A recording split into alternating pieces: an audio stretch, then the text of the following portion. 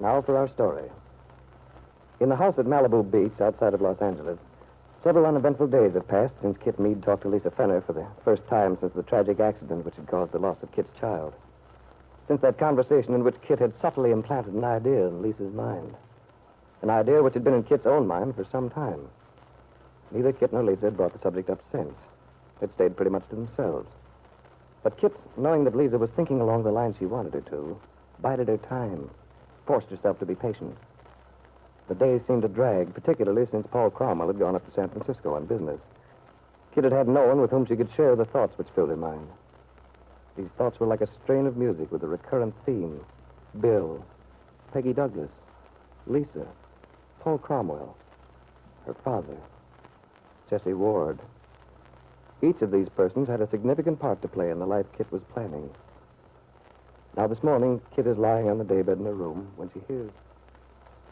Hello up there. Paul, you're back. Come up, darling. I'm on my way.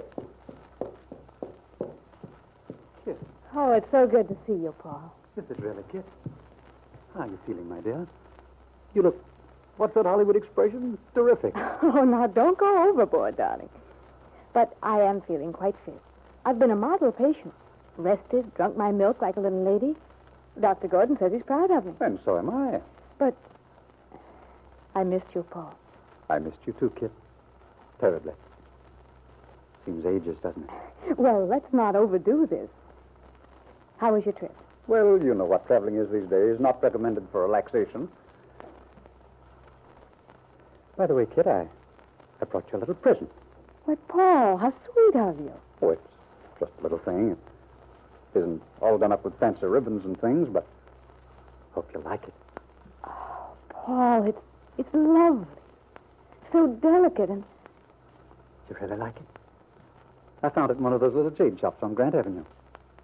Somehow, I felt it belonged to you. Oh, you couldn't have found anything that would please me more. That soft green, such a graceful little lady. And notice her wise, inscrutable expression, not unlike your own, Miss Reed. Why is it men like to see a woman as mysterious and inscrutable?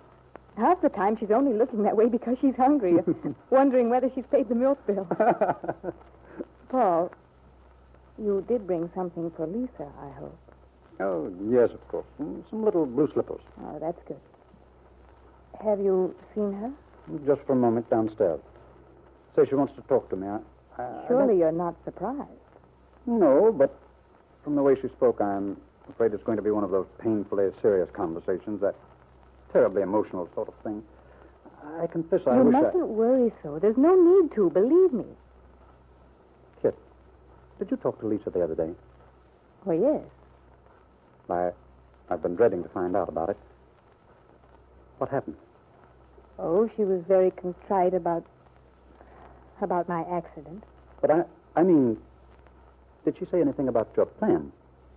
My plan? Yes. Oh, you know what I'm saying, Kit. Did you ask her... Did you suggest that she let you adopt the baby? No. You didn't? No, Paul, of course not. Naturally, I wouldn't come right out and ask Lisa.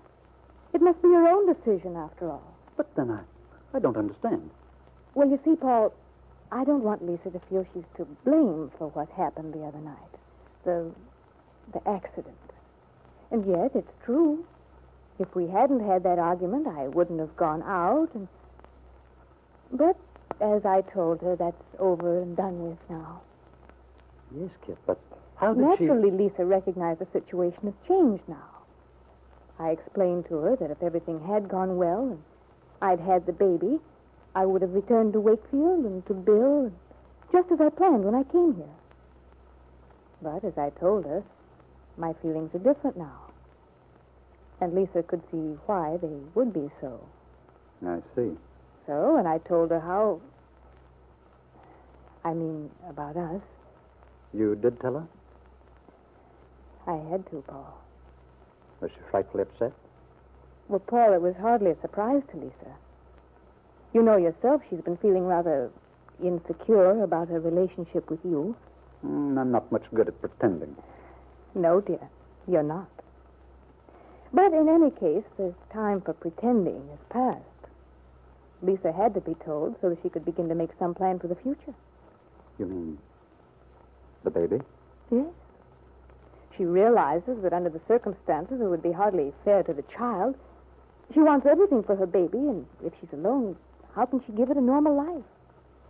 From that standpoint, it would be best for you to have it, of course. But I still don't quite understand why you want it, Kit. It's what I tried to tell you the other day, Paul. It may be difficult for you to understand, but it's all involved with Wakefield. There are a few things there I have to finish, a few loose ends to tie up before I can go into a new life. A new life? Kit, you mean that... Yes, Paul. Then you are thinking seriously about us. Very seriously, Paul. But you know that. Well, I like to reassure myself. It means so much. You see, I wouldn't do this. I'd see it so differently if I didn't believe that you and I were going to find our way back together. Don't worry, darling.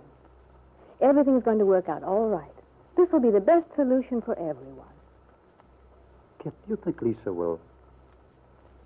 Do you think she understood you? I'm sure of it. You see, she asked me if I had a baby, if it would make a difference in my life with Bill.